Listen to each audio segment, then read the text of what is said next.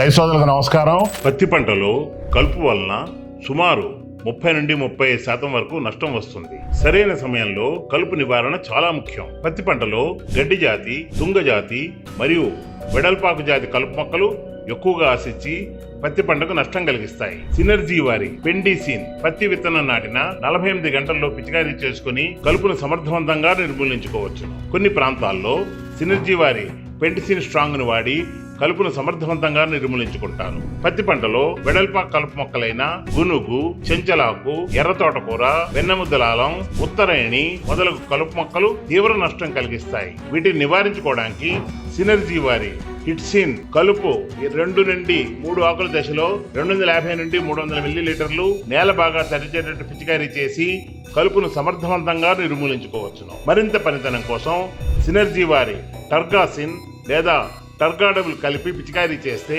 వెడల్పాకు కలుపు మొక్కలు సంపూర్ణంగా నిర్మూలింపబడమే కాకుండా కలుపు తిరిగి పుట్టదు. మీ పంట పొలాల్లో ఏమైనా సమస్యలుంటే ఈ కింద స్క్రోల్ అవుతున్న నెంబర్కి వాట్సాప్ మెసేజ్ చేయండి. మేము వాటి మీద పూర్తి వివరాలతో వీడియోస్ తీసి ఇందులో పొందుపరుస్తాము. సినర్జీ అగ్రోకెమికల్స్ యూట్యూబ్ ఛానల్ని సబ్స్క్రైబ్ చేయండి. మీకు మరిన్ని వీడియోలన్నీ కూడా బాగా కనబడతాయి. మీ పంట పొలాల సమస్యలన్నీ కూడా వెంటనే మీకు సమాధానం దొరుకుతుంది. సినర్జీ అగ్రోకెమికల్స్ డెస్క్ నుండి మీ శ్రేయోభిలాషి రవిశంకర్.